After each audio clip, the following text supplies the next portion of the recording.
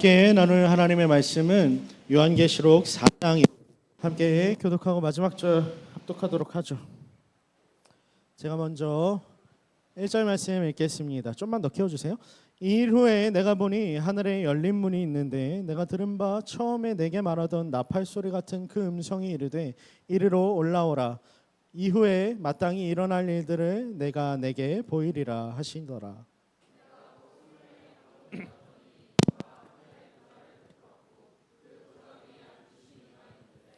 앉으신 이의 모양이 벽옥과 홍보석 같고 또 무지개가 있어 보좌에 둘렀는데 그 모양이 녹보석 같더라.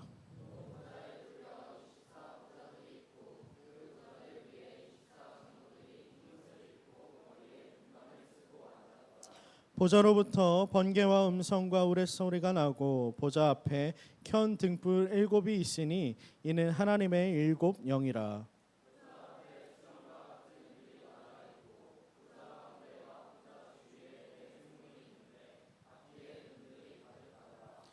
그 첫째 생물은 사자 같고 그 둘째 생물은 송아지 같고 그 셋째 생물은 얼굴이 사람 같고 그 넷째 생물은 날아가는 독수리 같은데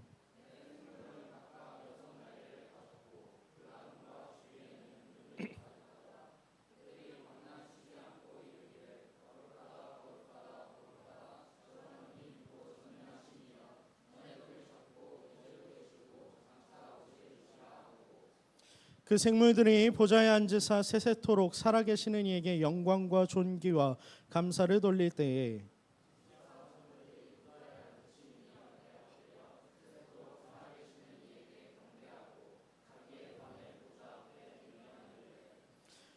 함께 읽겠습니다. 우리 주 하나님이여 영광과 존귀와 권능을 받으시는 것이 합당하오니 또 지으심을 받았나이다 하더라. 아멘. 네, 우리 좌우 앞뒤로 인사해 볼까요? 덥죠? 아니 네 말고 인사하라고. 덥죠? 물어봅시다. 네, 여러분 왜 주일만 되면 이렇게 에어컨이 나가는 거야? 내가 토요일 날마다 확인하거든요. 매번 오후에 와서. 그땐 잘 돼요. 아무런 문제가 없어. AS 센터에 연락을 해서 부르면 아무런 문제가 없어요. 근데 주일에 예배만 되면 이래요. 그리고 방금 무선 마이크도 여러분 예배 전까지 됐어요. 환장할 것 같아. 그렇지만 여러분 우리 예배를 그 누구도 멈출 수 없는 줄로 압니다. 오늘도 우리가 온전히 예배드릴 수 있는 그 주일의 예배가 우리 가운데 있길 간절히 소망합니다. 여러분 오늘 본문 말씀은 이 일 후에라고 하는 1절 말씀에 이 일 후에라고 하는 기록으로 시작하고 있습니다. 그렇다면 여러분 이 일은 뭐예요? 4장 1절이에요. 지금 4장 1절에서 이 일 후에라고 하는 언급이 있었다면 여러분 이 일은 무슨 일을 가리키는 말입니까?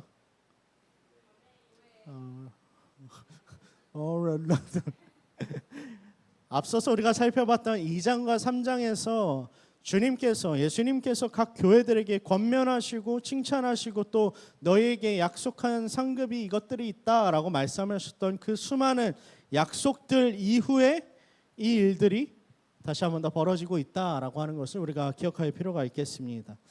여러분 수많은 약속들을 받은 채로 이제 요한이 바라보니까 무엇이 들립니까? 그에게 나팔 소리가 들렸다. 나팔 소리와 같은 음성이 들렸다라고 1절 말씀은 기록하고 있어요. 나팔은요, 여러분 성경에서 두 가지 차원의 아직 안 띄워주셔도 돼요. 제가 띄워달라고 말할게요. 나팔은요, 여러분 두 가지 차원의 의미에서 사용되어지는 단어입니다. 우리가 들었다시피 하추체라와 쇼파르라고 하는 구약에서 사용되는 나팔의 종류가 있는데 오늘 본문에서 사용되어지는 이 나팔은요 여러분 두 가지 성격을 띄어요. 첫 번째로는 전쟁의 성격입니다. 예배자들이 제사장들이 전쟁을 시작하기에 앞서서 하나님이 우리와 함께하고 계시고 하나님이 우리로 하여금 승리하게 하실 겁니다라고 하는 선언으로 시작하는 그 전쟁의 서막에 있어서 울리는 나팔의 의미가 있고 또 두 번째로는 여러분 예배할 때 하나님 앞에 예배하는 도구로서의 나팔이 존재합니다. 여러분 오늘 본문 4장 내용이 쭉 살펴보면 알겠지만 예배와 관련되어 있다라는 것을 생각해 볼 때 나팔 소리와 같은 그 음성이 지금 요한에게 들렸다라는 건 여러분 이제 앞으로 주님께서 요한에게 던지실 메시지의 핵심적인 주제가 뭐라는 거예요? 예배라는 겁니다. 그러한 생각을 갖고 여러분 우리 1절 말씀을 좀 읽어보도록 하죠. 함께 읽겠습니다. 시작.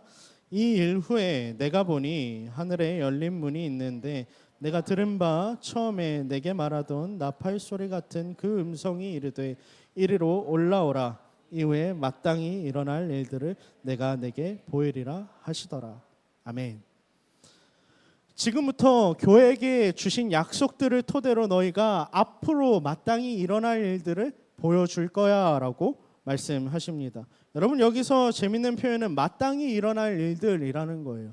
우리가 계시록 하면 어떤 이미지를 떠올리죠? 공포스럽고 무서운 두려운 이미지가 떠오르게 되죠. 마지막 날에 성도들이 박해받고 고난이 있고 어려움이 있다라는 그 이야기를 우리는 잘 알고 있습니다. 그런데 여러분 그 일들 앞으로 4장 5장에 대한 이야기가 끝나고 나서 6장부터 시작되는 계시록의 수많은 고난과 어려움의 이야기들이 무엇이라고 주님이 요한에게 말씀하시냐면 마땅히 일어날 일들이라고 말씀하고 계시다라는 거예요. 마땅히 일어날 일들. 교회가 환난과 핍박 속에 처하는 그 이야기가 마땅하다라는 겁니다.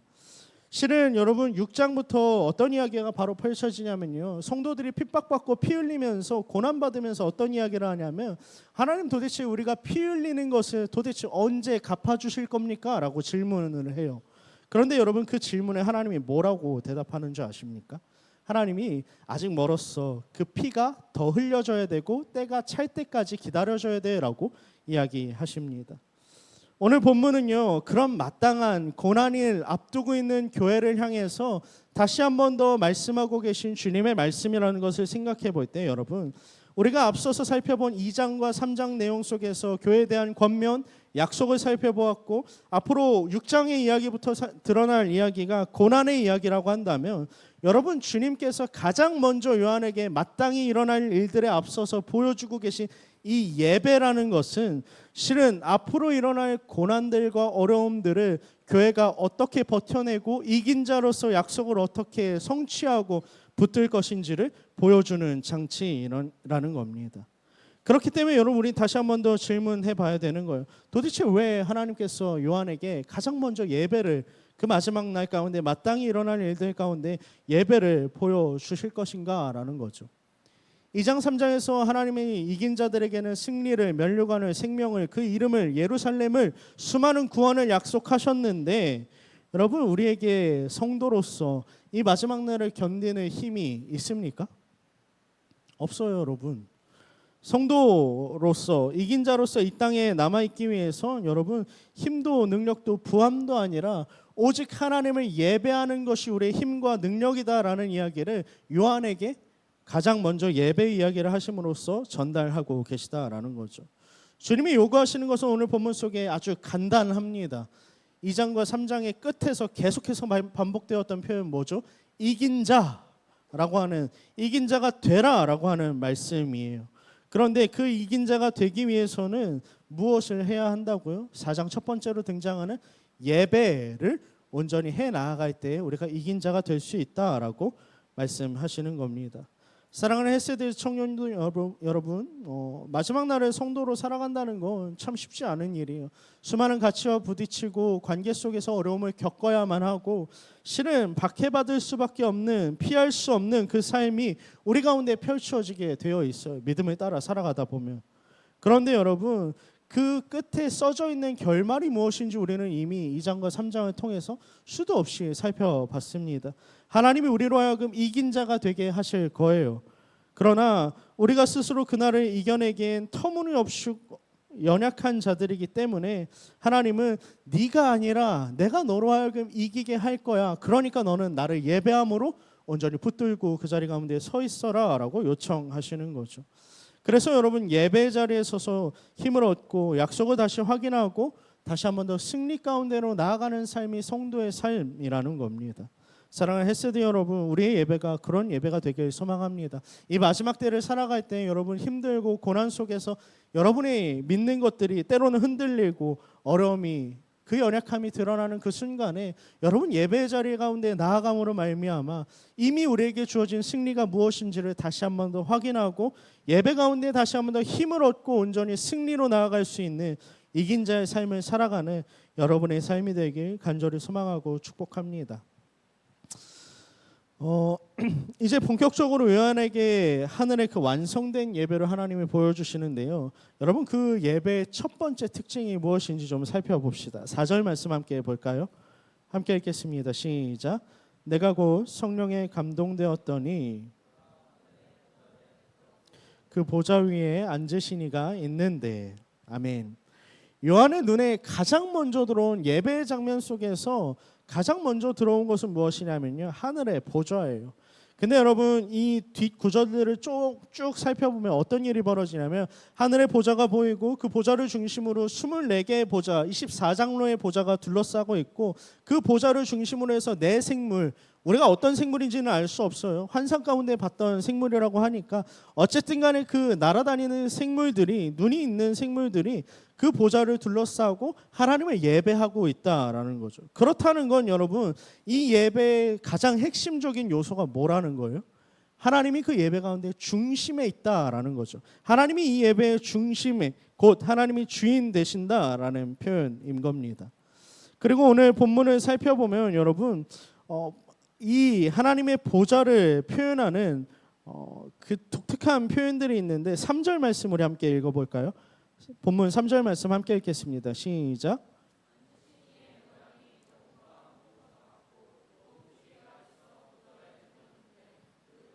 녹보석 같더라. 아멘. 이건요 여러분 의심해봐야 되는 이야기입니다. 그냥 하나님의 보좌가 휘황찬란하구나, 아름답구나 이 생각을 가지면 안 되고요.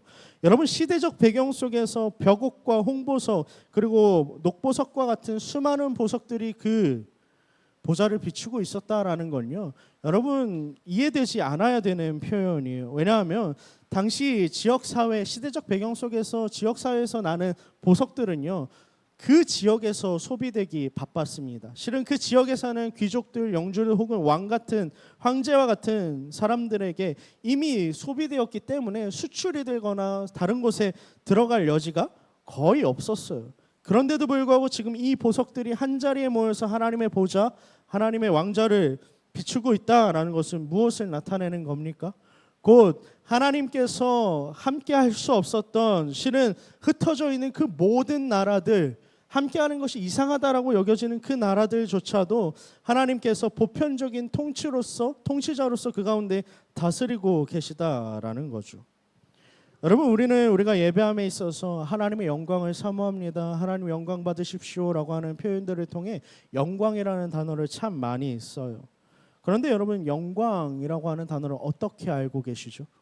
영광, 독사라고 하는 이 단어를 어떻게 알고 계세요? 우리 참 이 표현을 애매하게 알고 사용하고는 합니다.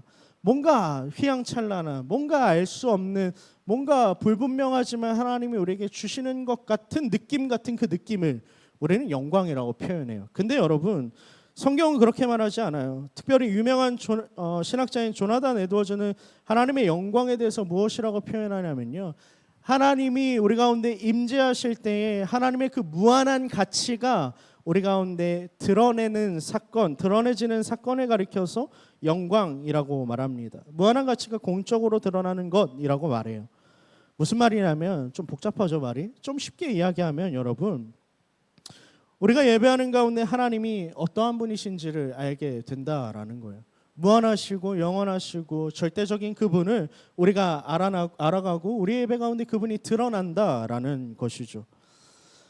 요한이 그래서 가장 먼저 마주한 예배 가운데 임재하시는 그 하나님에 대해서 알게 된 사건이 무엇입니까? 하나님의 영광에 대해서 요한이 가장 먼저 본 것은 하나님이 크시다라는 거예요. 이 열국, 만국을 통치하시는 분으로서 하나님이 계신다라는 거죠.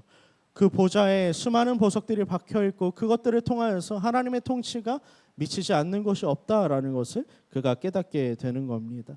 사랑하는 헬세드 여러분, 예배의 본질은요 우리가 이 하나님의 우리의 예배 중심입니다라고 모셔드릴 뿐만 아니라 우리의 예배를 통해서 여러분 하나님 어떤 분이신지를 알아가는 것이 우리에게 필요합니다. 우리가 찬양하고 말씀을 듣고 기도하는 그 모든 가운데에 우리가 알지 못했던, 우리가 제한해 두었던 그 하나님이 제한되지 않고 무한하신 분임을 우리가 깨닫고, 내가 얼마나 하나님 앞에 무지한지를 깨닫고, 더 나아가서 하나님 앞에 섰을 때 얼마나 작고 약한 존재인지를 깨달으며 하나님이 얼마나 크신지를 알아가는 것이야말로 예배의 영광이라고 할 수 있습니다. 우리가 그렇게 하나님과 가까워질 때 여러분, 우리에게 일어나는 특정한 사건이 무엇이죠? 우리 삶이 정리되기 시작해요.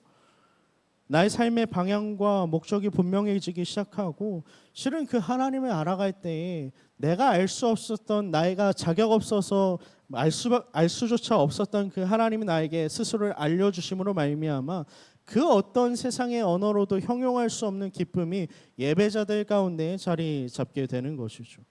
그리고 그것이 우리에게 참 만족이 되어서 예배하는 것이 우리에게 진짜 기쁨이 되고 그 무엇과도 비길 수 없는 그것이 된다라는 것. 그 자리가 바로 여러분 예배의 자리라는 겁니다. 그런데 예배의 은혜는 여러분 거기서 멈추지 않습니다. 우리가 예배 가운데에서 하나님께 부르짖을 때에 하나님 우리에게 어떻게 말씀하시냐면, 하나님은 우리를 하나님의 백성으로 인정해 주세요. 우리 스가랴서 13장 9절 말씀 읽어볼까요? 함께 읽겠습니다. 시작. 내가 그 3분의 1을 금같이 시험할 것이라. 그들이 내 이름을 부르리니 내가 그들을 이는 내 백성이라 할 것이요 여호와는 내 하나님이시라 하리라. 아멘. 선지자 스가랴의 말인데 여러분, 선지자 스가랴가 그 마지막 날 가운데 환란이 있을 거고 불로 연단함이 성도들 가운데 있을 겁니다라고 말해요. 그리고 그 성도들이 불로 연단함, 그 어려움 속에서 하나님 앞에 부르짖을 텐데 하나님이 그 부르짖음을 들으실 뿐만 아니라 그들을 향하여서 그들이 나의 백성이다라고 말씀해 주실 것이다라고 말해요. 여러분, 예배 가운데 우리가 진짜 누릴 수 있는 더 큰 은혜, 하나님을 알아가는 것도 우리에게 큰 은혜이지만 실은 정말 우리가 누릴 수 있는 큰 은혜는 무엇이냐면 하나님이 약하고 미천한 우리의 인생을 인정해 주신다라는 거예요. 세상은 우리를 잘 몰라요, 여러분. 우리가 열심히 살아가도 우리를 잘 알 수 없습니다. 수많은 사람들 중에 그저 한 사람으로 우리를 인식하고는 하지만 우리가 깨달은 그 하나님이 이 미약한 인생을 주목하시고 우리를 인정해 주신다라는 거죠. 신학자인 C.S. 루이스는 무엇이라고 말하냐면 이것이 성도가 누릴 수 있는 하나님의 영광의 또 다른 측면이다라고 이야기해요. 그러므로 성도란 예배를 통해서 다시 한 번 더 하나님을 알아가고 내가 하나님의 백성임을 깨닫고 하나님이 나를 인정해 주심으로 말미암아 고난 가운데서도 견딜 수 있게 되고 다시 한 번 더 어려움 속에서도 끝까지 믿음의 길을 달려갈 수 있는 힘을 얻게 되는 겁니다. 사랑하는 헤세드 여러분, 예배 가운데 여러분 하나님을 알아가길 축복합니다. 하나님을 발견할 뿐만 아니라 여러분의 삶이, 여러분의 인생이 하나님 안에서 발견되어지는 그 놀라운 은혜를 경험하길 축복해요. 그래서 우리가 예배할 때 하나님의 영광이 우리 가운데 가득한 예배가 되길 간절히 소망합니다.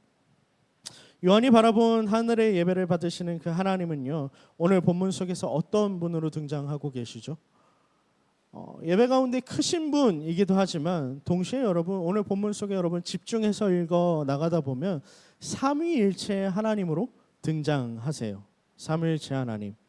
조금만 본문을 주의 깊게 살펴보면 삼위 하나님, 성부, 성자, 성령 하나님이 모두 등장한다는 걸 우리가 알 수 있습니다. 우리 1절 말씀 다시 한번 읽어볼까요? 함께 읽겠습니다. 시작. 이 일 후에 내가 보니 하늘에 열린 문이 있는데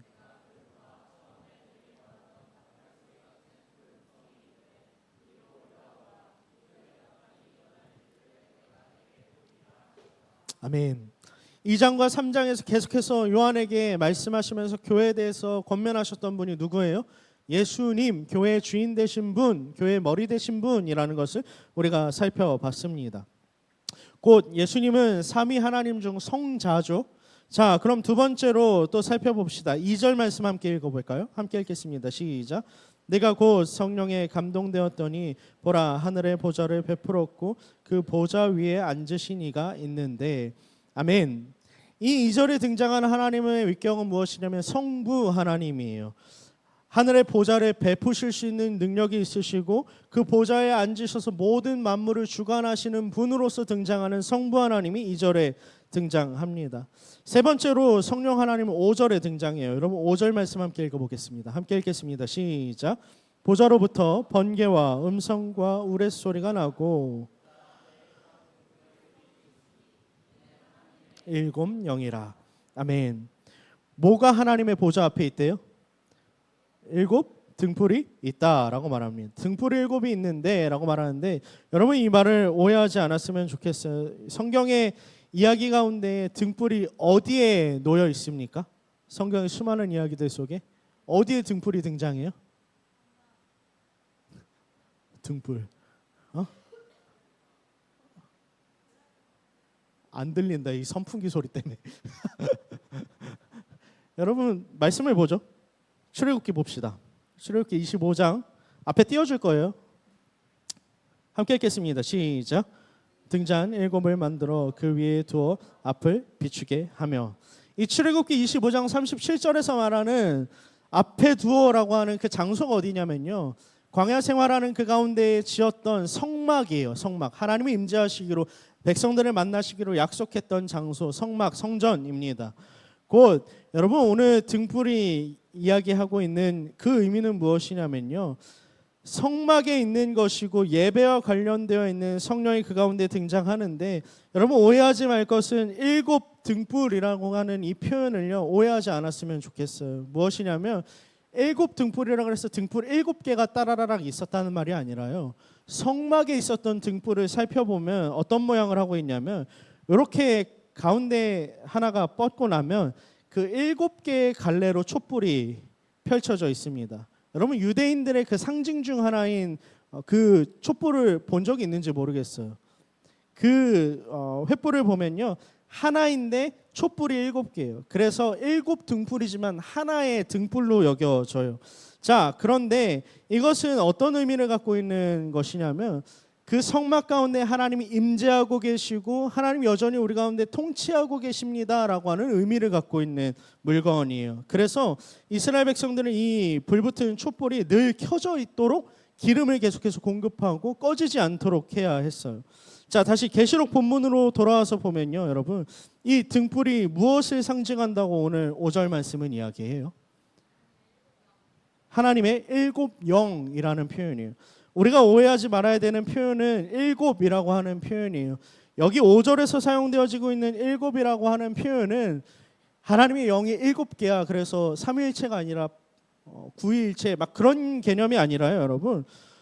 하나님 한 분이시고 그 7 등불이라고 말하는 성막에 있는 등불과 같이 실은 완전하게 비추는 것, 완전하게 일하시는 분, 하나님이 완전하게 임하실 수 있도록 돕는 보혜사 성령을 가리키는 것이 바로 일곱 영이라고 하는 표현입니다. 그런데 여러분 꽤나 길게 이 본문 속에서 예배 받으시는 하나님이 삼위일체예요, 삼위일체 하나님의 성부, 성자, 성령이 다 등장해요 라고 이야기했을 때 여러분 아마 이것이 별로 마음에 와닿지 않을 거예요. 그런데 여러분 이거 상당히 중요한 표현입니다. 왜냐하면 우리가 삼위일체 하나님을 예배하지 않는다라고 하면 그 예배가 아무리 화려하고 아무리 하나님을 예배한다 할지라도 여러분 그 예배는 잘못될 수 있고 여러분 그 예배가 아닐 수 있게 된다는 것을 기억할 필요가 있어요. 왜 그러냐면요, 지금부터 좀 어려운 이야기를 할 건데 여러분 잘 귀 기울여서 좀 들어보세요. 삼위일체 하나님을 예배하지 않고 유니테리언이라고 하는 단일 신론을 말하는 사람들의 예배를 따라가다 보면요, 예배에 어떠한 치명적인 오류가 생기냐면 그냥 단순히 하나님을 예배합니다라고 말한다면 여러분 어떤 문제가 생기냐면 예배하는 주체가 인간과 하나님이 아닌 태초 이전의 모습이라고 한다면, 인간이 없는 상태라고 한다면요, 하나님께서 받으시는 예배의 형태는 어떤 형태입니까? 그냥 하나님은 한 분이셔서 자기 자신을 사랑하는 형태로밖에 드러나지 않아요. 그 스스로가 이미 완전하기 때문에 그 무엇과도 관계 맺지 않아도 되는 분으로 등장한다라는 거죠. 그런데 우리 예배를 받으시는 분이 삼위일체의 하나님이라면 어떤 차이가 생기냐면요, 스스로 완전하시지만 하나님이 관계하시는 것은 철저하게 나 중심, 자기를 향해 있지 않고 타인을, 타자를 향해서 성부가 성자를, 성자가 성령을, 성령이 다시 하나님을 향해 있는 구도로서 존재한다라는 거예요. 그래서 그 요소로 말미암아 우리가 예배하는 것이 가능해지는데, 어떻게까지 예배가 가능해지는 거냐면, 우리가 예배할 때에 그냥 단순히 하나님을 어떠한 존재, 다른 초월적인 존재, 저기 멀리 있는 분으로 예배하는 것이 아니라 이미 창세 이전부터 그렇게 온전하게 완전한 비밀스러운 연합 가운데에서 사랑하고 관계해 오셨던 그분들의 관계 속에 우리로 하여금 예배를 통해서 그 관계로 들어가게 하신다라는 거예요.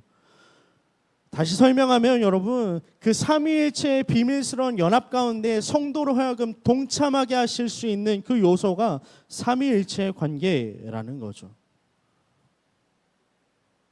어렵나요? 근데 여러분, 이게 너무 중요한 사실이에요. 여러분, 이 말을 들었을 때 감격해야 돼요. 저는 이걸 묵상하다가 아, 그렇구나 했거든요. 왜냐하면 여러분, 우리에게는 그 어떠한 자격도 없어요. 하나님이 우리를 부르시지 않고 하나님이 우리를 그 관계 가운데로 초청하시지 않으시고 그 비밀스러운 연합 가운데 들어가시지 않게 하시면 우리가 하나님과 관계할 방법이 없다고요. 근데 하나님 우리로 하여금 예배하시기 위해서 그 비밀스러운 관계 가운데를 연합하시게 하시기 위해서 하나님의 사랑을 깨닫게 하시기 위해서 이미 삼위일체의 하나님으로서 태초 이전부터 그렇게 관계해 오셨다라는 거예요. 그러므로 여러분, 예배 가운데 드러나는 한 가지 특징은 무엇이냐면 예배는 결코 나를 위한 것이 될 수 없다라는 것이죠. 왜냐하면 삼위일체 하나님께서 태초 이전부터 철저하게 타자의 관계 속에서 예배하셨기 때문에, 그렇게 관계를 누리셨기 때문에 우리로 하여금 이제는 그분이 가져오셨던 그 모든 완전하고 풍성한 연합과 그 사랑의 교제 가운데 우리를 들어오게 하시는 사건이 예배이기 때문에 이제 예배 가운데 발견되어져야 되는 건요, 여러분, 철저하게 타자인 거예요. 어렵죠? 그렇지만 여러분, 이게 우리의 기쁨이라는 겁니다. 그렇기 때문에 여러분, 예배는 결코 나를 위한 것이 될 수 없고 온전히 하나님을 향할 수밖에 없는 것이고, 더 나아가서 내 옆에 있는 지체를 향할 수밖에 없는 것이 예배라는 겁니다. 오늘 23절 우리가 한 가지 말씀을 좀 더 살펴봅시다. 요한복음 17장 23절 말씀 살펴볼까요? 함께 읽겠습니다. 시작. 곧 내가 그들 안에 있고 아버지께서 내 안에 계시오 그들로 온전함을 이루어 하나 되게 하려 함은.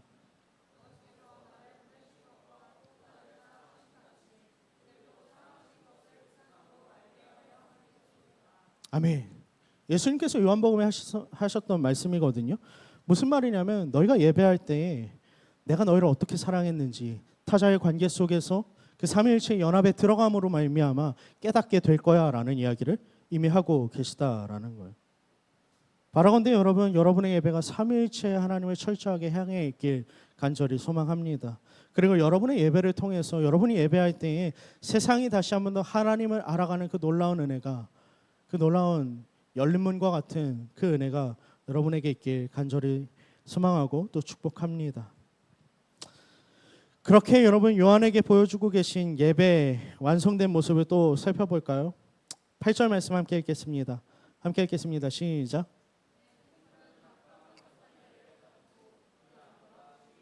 눈들이 가득하더라. 그들이 밤낮 쉬지 않고 이르기를 거룩하다 거룩하다 거룩하다.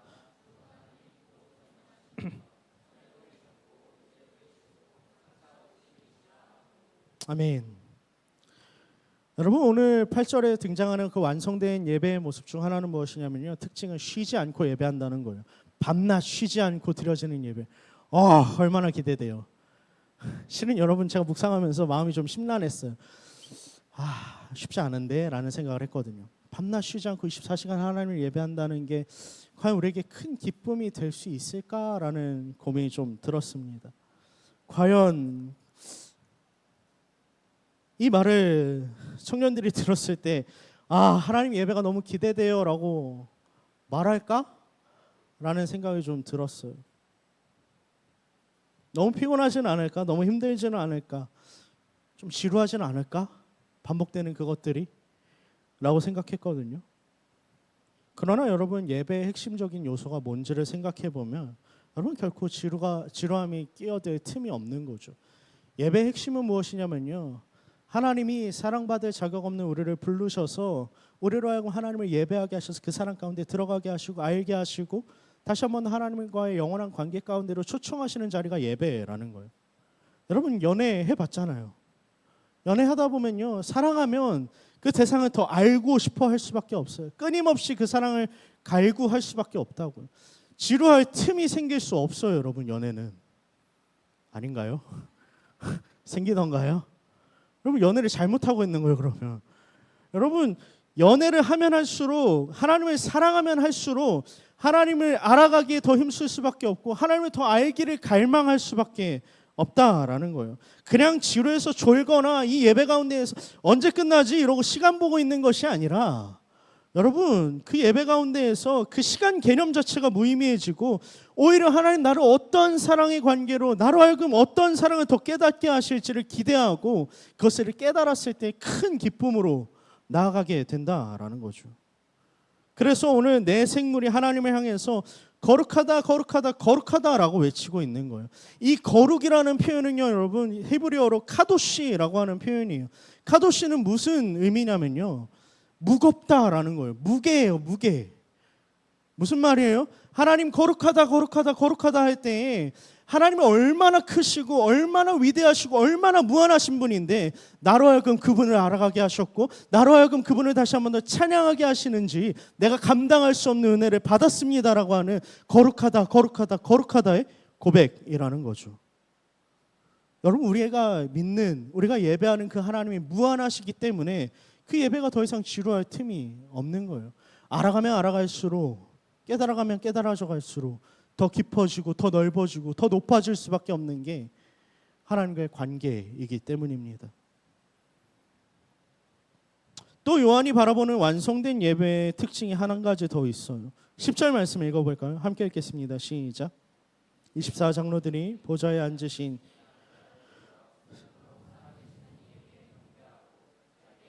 보좌 앞에 드리며 이르되 아멘. 24명의 그 내생물을 또다시 둘러싸고 있었던 장로들이 예배하면서 뭐라고 얘기합니까?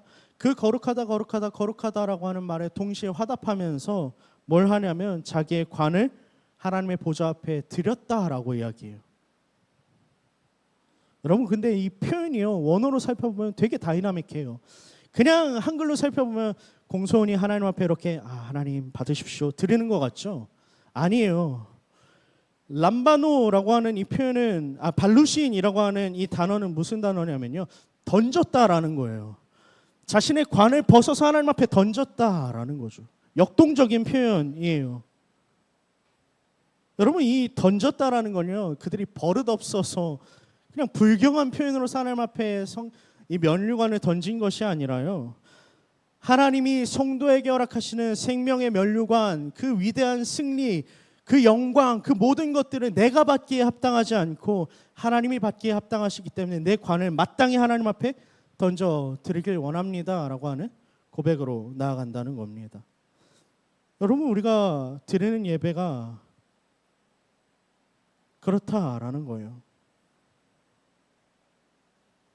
나에게 가장 소중한 것, 나에게 가장 귀한 것을 아무렇지도 않게 하나님 앞에 던져드릴 수 있는 이유는 무엇이냐면요, 하나님이 우리의 예배를 받기에 합당하신 분이라는 그 고백이 전제되어 있기 때문이라는 거죠.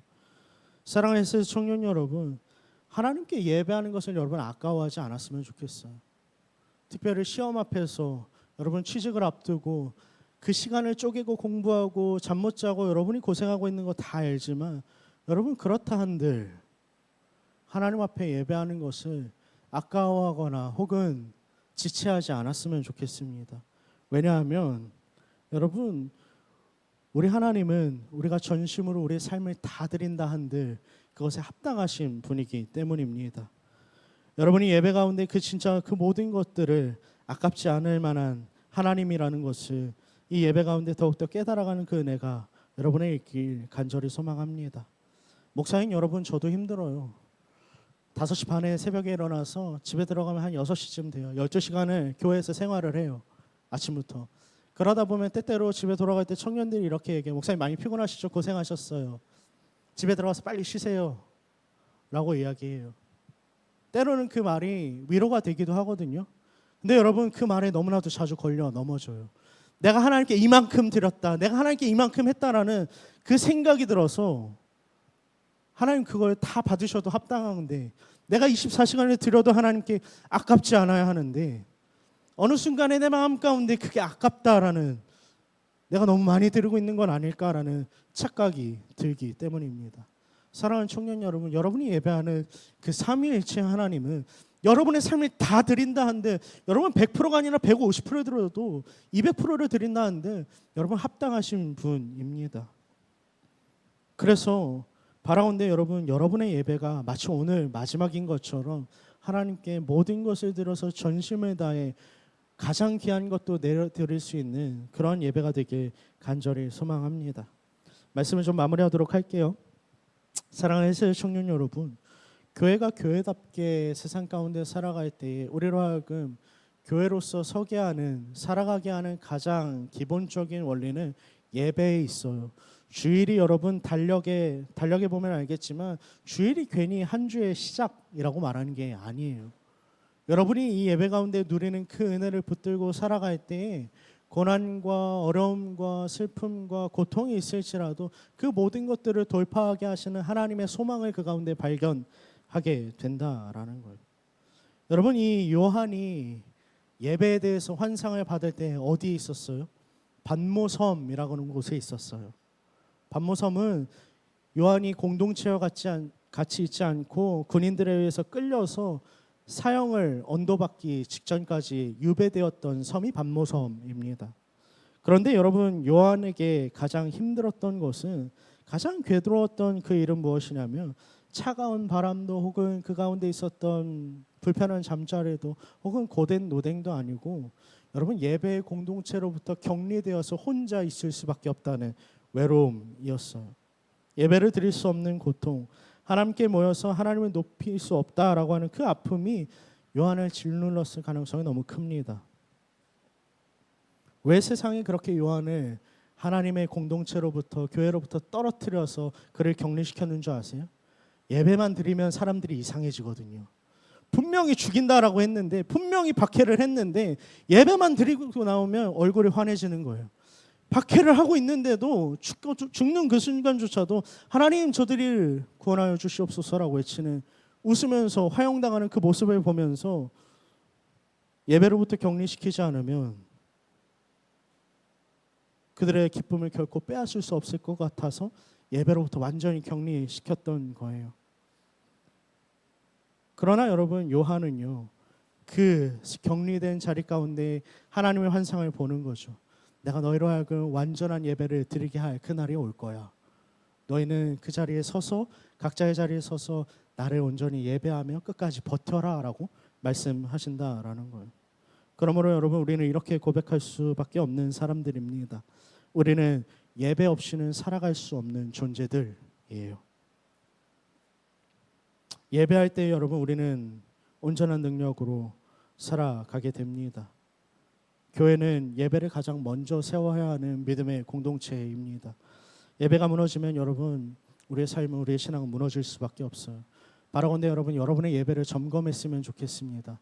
내가 온전히 그 예배 자리를 사모하고 있는지, 세워가고 있는지, 하나님을 바라고 있는지, 그 하나님과 만난 교제를 통해서 내가 다시 한 번 더 힘을 얻고 한 주를 살아가고 있는지, 한 주간의 삶과 여러분의 예배의 자리를 끊임없이 점검해 나갈 수 있는 여러분이 되게 주님의 이름으로 간절히 소망하고 축복합니다.